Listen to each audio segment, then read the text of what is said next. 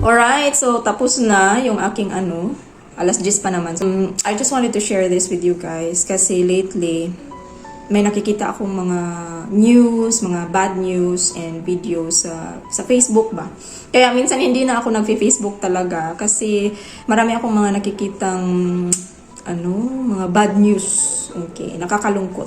Sobrang nakakalungkot na mga balita. Isa doon is yung meron akong nakita lately na lalaki ba yun o babae na tumalon galing sa tumalon siya from the coconut tree. Okay. Bisaya yun kasi Bisaya man yun. Oo, Bisaya. Ewan ko kung saang lugar yun. Tumalon siya from the coconut tree. Okay, siguro dahil sa meron siyang pinagdadaanan and whatsoever, definitely kasi hindi naman yun normal na ginagawa ng tao, di ba? Tumalon talaga siya, nakita ko yung video. And it's very sad, it's very heartbreaking. And then yung isa, I think everyone saw that video, yung isang gwardiya na nagbaril sa kanyang sarili. Okay? So, di ba nakakalungkot? I think na hindi na natin magka-question bakit nila ginawa yun. And it's because alam natin na ngayon is mahirap talagang buhay ngayon. Okay? And parang lahat naman tayo is may hinaharap na kanya-kanyang problema. Okay? Stress, anxiety. Diba? And so, isa sa mga bagay na na-realize ko talaga, kasi marami na akong mga nakikitang ganun. Na-realize ko na, minsan yung nakakapagpapa-apekto talaga sa atin ng sobra, is the environment. Is the environment, yung mga nakikita natin, naririnig natin, lalo na kapag lahat na lang na naririnig at nakikita natin is very negative. Okay. Isa sa mga bagay is the environment, 'di ba? So kung yung environment mo is puro negative na lang, lahat na naibibigay sa iyo,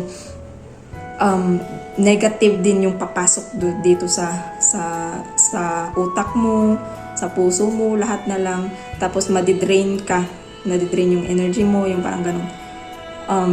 Isa ding factor is yung pamilya. Okay. So, kung yung pamilya mo is hindi payapa, if you live in a family na palaging nag-aaway na lang everyday, walang kapayapaan, yung parang ganun, nakaka-stress, nakaka-depress yung ganun.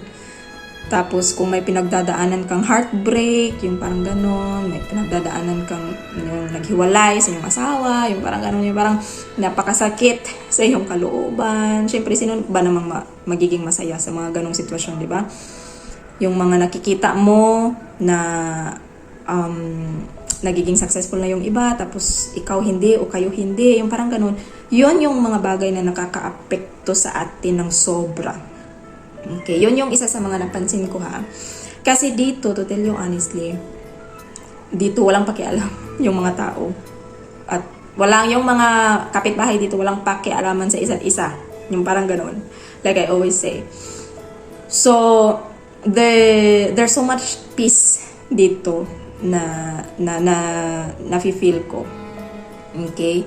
Kesa sa atin sa Pilipinas. Sa Pilipinas, iba kasi, iba yung environment doon. Yung parang, yung problema ng kapitbahay mo, nalalaman mo, tapos naapektuhan ka, yung problema ng kaibigan mo, nagsumbong sa'yo, naapektuhan ka ng sobra. Yung parang ganun, nakakaapekto talaga yun. Okay, yung mga negatibong mga bagay na naririnig mo at nakikita mo, talagang nakakaapekto yun sa'yo. Isa yun sa mga factor, no? Dito hindi kasi ganun yung environment. So dito hindi talaga, it's not very common dito yung mga nagpapakamatay, yung mga ganun. Kasi yung environment dito is iba. Like I always say, yung mga tao dito, lalo na yung mga matatanda, ayaw ng mga negatibo. Gusto nilang mga positibo lang. Although hindi din naman lahat. Kung may magsusumbong sa kanilang mga siguro may magsusumbong sa kanila or may magsasabi sa kanila ng mga negatibong bagay, they always shift it to positive. Talaga. Yun yung mga napapansin ko. Okay? So, minsan kasi sa atin, sa Pilipinas, negatibo na nga yung naririnig natin, ginagatungan pa natin. na, kung ako sa'yo, ito yung gagawin ko, yung parang ganon. Hindi ba shinishift to positive things? Okay, although hindi din naman lahat, okay? So, yun yung napansin ko, no? So, I know naman na, and I think we all know that this world is really getting cruel all the time, every day, okay? But, hindi naman sagot yung kitilin natin yung buhay. Kitil ba yun? Ano ba yun sa Tagalog? Tapusin. Okay, tapusin na lang. Hindi sagot na tapusin natin yung buhay natin para alam mo yun, sa Bisaya pa, makalingkawas ta sa problema natin na hinaharap everyday. Hindi sagot na tapusin yung buhay natin. Okay? Our life is a gift from God. It is so precious na ganon-ganon na lang natin kadaling tapusin yung buhay natin. Hindi sagot yun sa problema natin ngayon. Lahat tayo ay may pinagdadaanan sa buhay. Kahit na ako ay may pinagdadaanan sa buhay, guys. Hindi ko lang sinasabi talaga. Sa ngayon, may pinagdadaanan ako, pero hindi ko lang talaga sinasabi. Because ayoko nang sabihin yung mga bagay na yung mga personal na mga matters publicly, no? Because that's something private. Hindi naman lahat pwedeng sabihin dito. Pero iniisip ko, dati parang nalulugmok talaga ako, parang hindi ako masaya. Pero ngayon, natutunan ko na, why would I waste my time with those things na meron akong anak, lalo na kapag meron kang anak. Naku guys, wag kang magpalugmok-lugmok talaga. You have to think positively, anong gagawin ko? Kasi may nakadepende sa akin. May nakadepende sa iyo, lalo na marami kang anak, tapos may problema ka, may nakadepende sa iyo, anong gagawin mo? Gusto mong makita ng anak mo na ganun ka? Okay? So, you have to think positively. Anong gagawin ko para maging okay ang lahat para sa anak ko? Okay? Kung ikaw ay may pinagdadaanan ngayon, siguro naghiwalay kayo ng partner mo or whatever, it is painful. Definitely. Pero, you have to think na meron nakadepende sa iyong mga anak mo. Okay. Dapat mong isipin kung anong dapat mong gawin para makapagpatuloy ka sa buhay. Hindi mo ilulugmok yung sarili mo na, yung parang mag-iiyak ka ng buong araw, everyday na lang, mag-iinom ka or whatever, magpa-party ka or whatever, no? O di kaya ipahamak yung anak mo or whatever, no? No. Dapat mong isipin yung kapakanan ng anak mo ngayon sa mga pinagdadaanan mo. Okay? Kung ikaw naman ay single, kung ikaw naman ay single at may pinagdadaanan kang siguro mga frustrations and failures and mistakes, it's okay. Because lahat naman tayo dumadaan sa ganun. Okay? Hindi tayo perfect. Lahat tayo ay may ganun talagang napagdaanan natin lahat yun. Mga failures, mistakes, yung parang ganun. But we have to learn from the mistakes na naranasan natin. Failures, normal yan. Okay? Lahat naman tayo, we failed many times, definitely, I guess so. But, nakadepende yun sa atin kung paano natin i-handle. So, wag tayong magpalugmok-lugmok naman dun sa failures and mistakes natin na, hindi ko kaya kasi ganon, ganito ako, ganyan, tatapusin ko na lang yung buhay ko kasi walang nagmamahal sa akin, yung mga ganon and whatsoever. Nako. wag mo talagang gagawin. Okay? So, there's a hope. There is still a hope.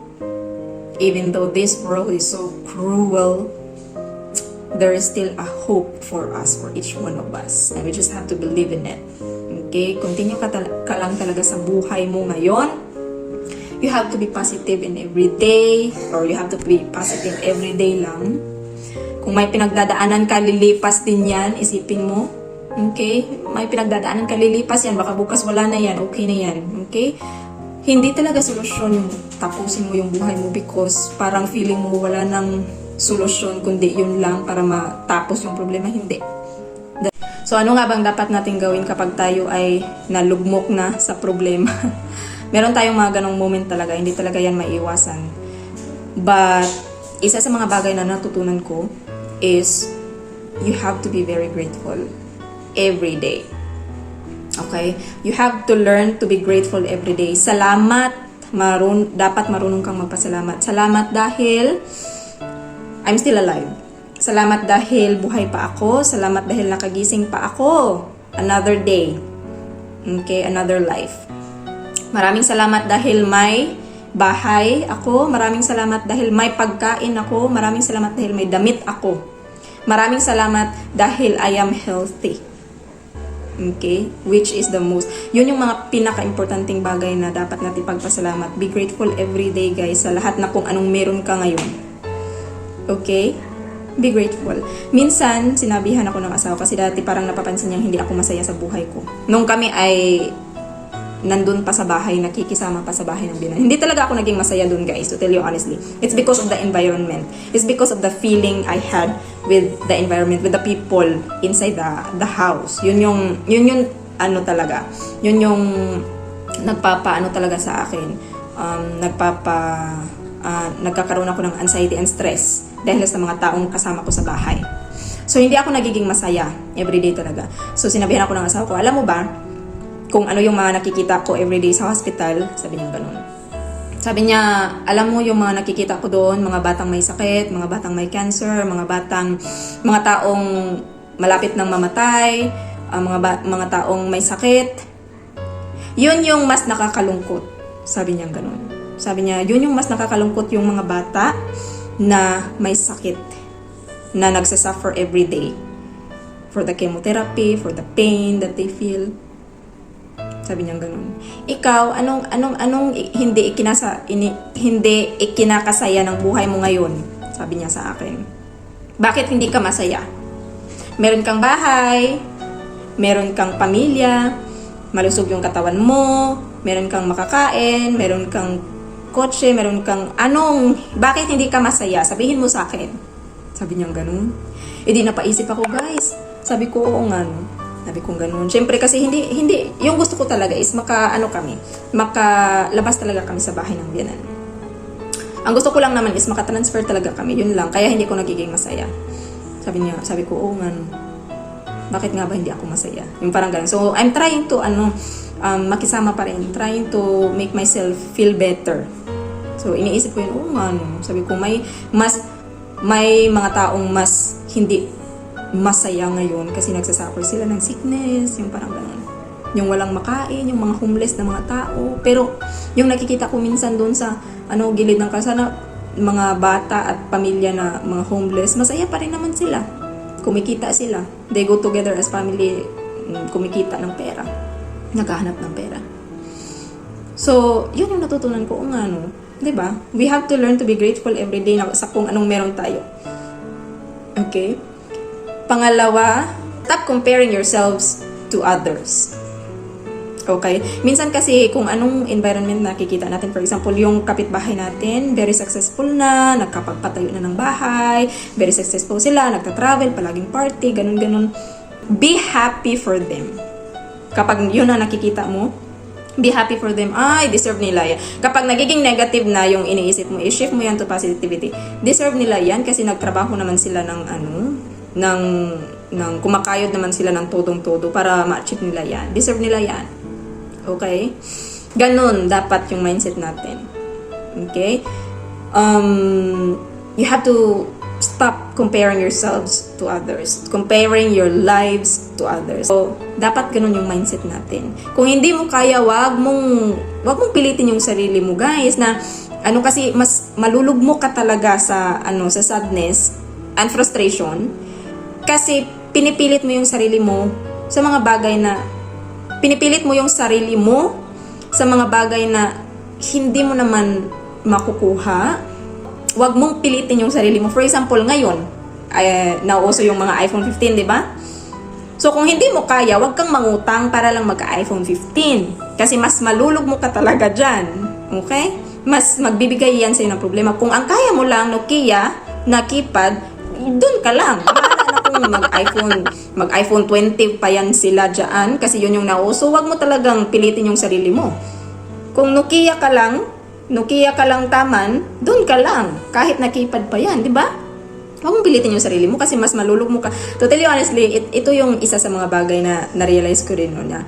Kasi, mahilig kasi tayong mag-show off. Yung parang ganun na. Ipakita talaga kahit na wala na tayong makain, nauso yung iPhone 15, mangungutang talaga.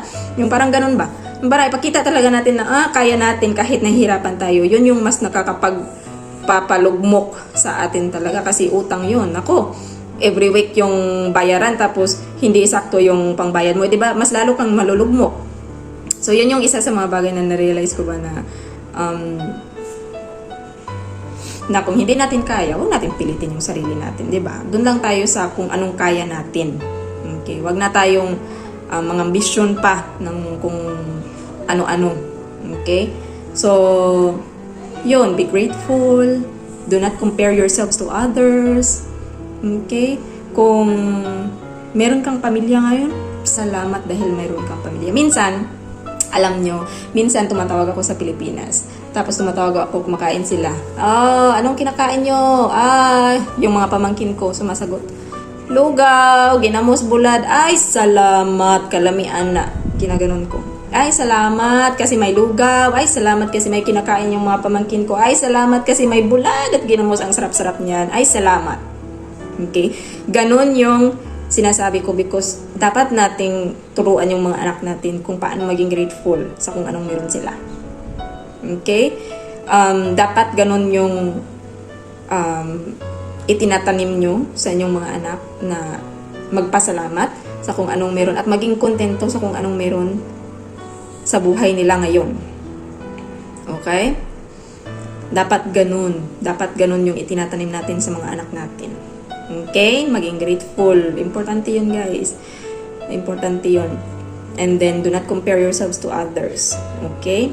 Alam nyo, sa Bible, meron nga sinasabi, if you have food and clothing, be content with these things. Food and clothing lang yung sinabi dun sa Bible, ha? Pero kung iisipin mo, meron tayong bahay, meron tayong kotse, meron tayong cellphone, meron TV, wifi, hindi naman yung sinabi sa Bible. Pero meron tayong ganun. Salamat! Kasi meron tayong ganun, di ba? Pero ano bang punto doon sa Bible? Bakit food and clothing lang? Kasi yun lang yung pinaka-basic necessity talaga. Well, importante din naman ang shelter, bahay. It's very important, pero hindi na nilagay doon, parang hindi. Pero ang punto doon is that maging kontento tayo sa kung anong meron tayo. Kung meron tayong makakain, salamat. Meron tayong may susuot, maraming salamat. Kahit ilan pa yan, kahit 5 damit lang meron ka, salamat kasi merong damit. Okay? If it's not necessary to buy those things, wag mong bilhin. Okay? Just keep your life simple and be happy with it. Kung meron kang bahay, be grateful. Kasi hindi ka kahit payag pa yan, be grateful. Kasi hindi tumutulo. May masisilungan ka. Okay? Be grateful. Ganun lang. Ang punto doon sa Bible is, you have to be contented with what you have right now. Okay? Yun lang yun. Contentment is the key to happiness. Kung hindi mo kayang magkamotor, wag na. Wag nang pilitin. Kung kaya mo lang naman magpliti-pliti, no? Ng jeep or pedicab, yun lang. Hindi mo kayang magka-cellphone, keypad lang na Nokia, yun lang. Kung hindi mo kayang magka-TV, wag kang bumili, wag kang mangutang. Kung wala kang refrigerator, wag kang mangutang, wag kang bumili. Kung hindi mo kaya. Okay? Be contented sa kung anong meron ka and you will be happy. Ganun lang kasimple. Ganun lang naman kasimple yung sinasaad. Alam nyo, if we will just try to live with the Bible principles, magiging masaya din naman yung buhay natin. Kasi, alam nyo, tayo lang naman yung nagpapakomplika ng buhay natin. To tell you honestly, na-realize ko, tayo lang naman ang nagpapakomplicated ng buhay natin, no? Kasi, kung meron ka namang kasi we tend to show off, like I always say.